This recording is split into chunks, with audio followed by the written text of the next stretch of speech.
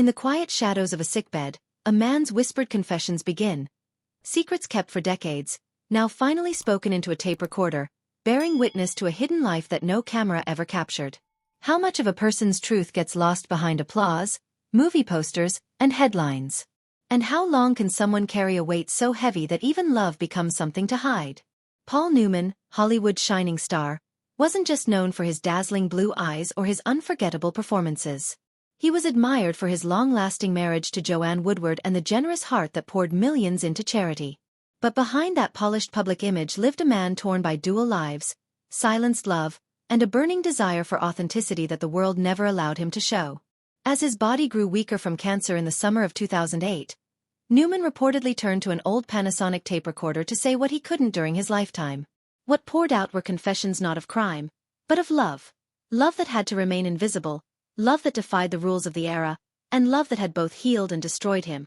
It was Marlon Brando who first walked into Paul's life like a storm in 1961. The two met at a charity gala in Beverly Hills. Paul had arrived polished and smiling beside Joanne, while Brando entered late, disheveled, and brimming with a magnetic chaos that instantly fascinated Paul. That night wasn't just another Hollywood event.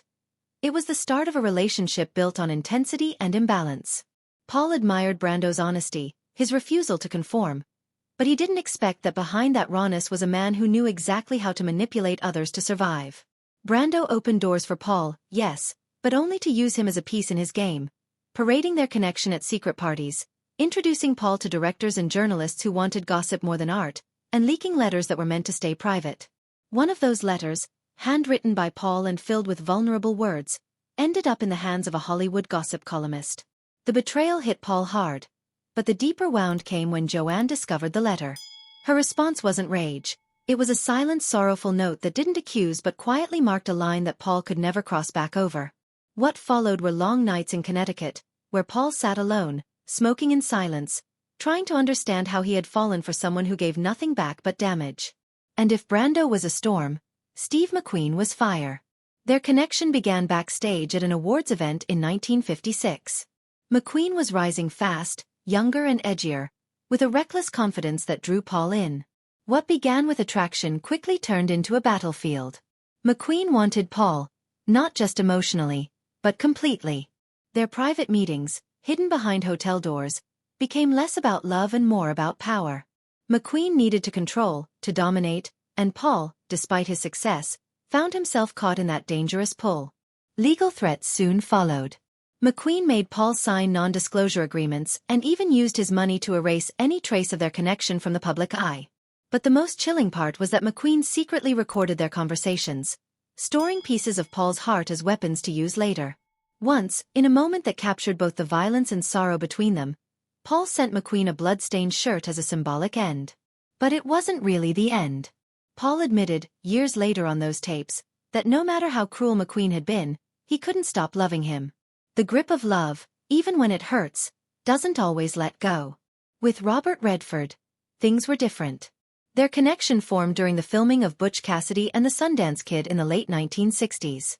It wasn't loud or dangerous. It was quiet, respectful, and full of what could have been. Redford was committed to his family, careful about his image, and unwilling to risk exposure. But between them was something real. Glances lingered a little too long, touches meant more than they should have, and the friendship they presented to the world masked a tenderness that Paul desperately wanted to embrace openly.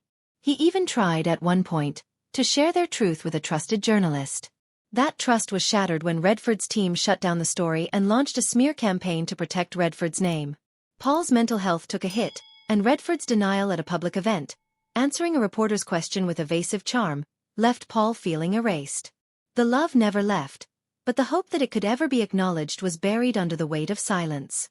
James Dean brought with him the kind of heartbreak that leaves a scar forever. Paul met him in 1955, both young, both navigating a world that had little room for vulnerability. Dean was different, more open, more sensitive, and their moments together felt like stolen pieces of peace. They'd take long drives in Dean's Porsche, share quiet meals, listen to music, and just be away from the noise. Dean once told Paul he didn't need the world to understand him. He only needed Paul to stay. That confession, so simple, broke Paul's heart even then. They were both hunted by tabloids and studio pressure. When photos of them surfaced, the industry turned against them. Dean spiraled. Paul tried to help, but the darkness grew, leading to a suicide attempt. And then, just like that, Dean was gone. Killed in a crash that Paul could never speak about without breaking. He never got over it. All his life, he kept a faded silver handkerchief that had belonged to Dean, tucked away in a drawer like a piece of a love that never had the chance to become whole. Amid all the chaos, Sal Mineo offered Paul something rare: comfort without fear. Their bond in the 1970s wasn't based on passion, but on deep emotional understanding. Both men were tired. Tired of pretending, of being judged, of hiding. Sal offered Paul acceptance, and Paul gave Sal the same. They wrote letters, took quiet walks, planned a future that might let them breathe freely. Perhaps in Venice, far from Hollywood's cruel gaze. But that dream ended violently when Sal was stabbed to death outside his apartment. Paul mourned him privately, unable to attend the funeral without risking more exposure, but he grieved deeply. Sal had shown him what healing could look like, even if only for a little while. Then there was Montgomery Clift. Their connection was emotional, intellectual, and devastating. They wrote letters that revealed more than just affection. They revealed parts of their souls. Joanne found some of these letters, and soon one made its way to the press. Scandal erupted. Joanne left for a time. Paul's career took a hit, and Monty, already struggling with addiction and pain, withdrew even further. The love between them never had a chance to recover. Monty died in 1976. Another name on a list of people Paul had loved and lost. Paul fell into a severe depression, hospitalized quietly under a different name, afraid of what the truth had cost him. The sadness didn't come from shame, it came from the loss, from the missed chances, from a life that never allowed him to be fully known. Listening to Paul's recordings, you don't hear a man asking for sympathy. You hear a man telling the truth for the first time. He spoke not to shock the world, but to finally release the burden he had carried. For years, he was the charming actor, the devoted husband, the philanthropic hero.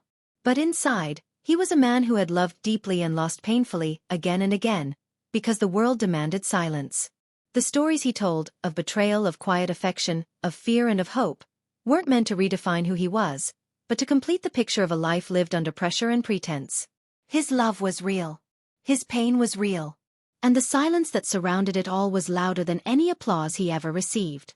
These tapes have never been publicly released. Some say they might not exist. Others believe they're locked away, protected by his family or lost to time. But whether or not they ever surface doesn't change what they represent. Paul Newman was more than a legend. He was a man who lived in a world that only allowed part of him to shine. The rest, his vulnerability, his deepest connections, and the aching truths of his heart, remained hidden. Until those final months.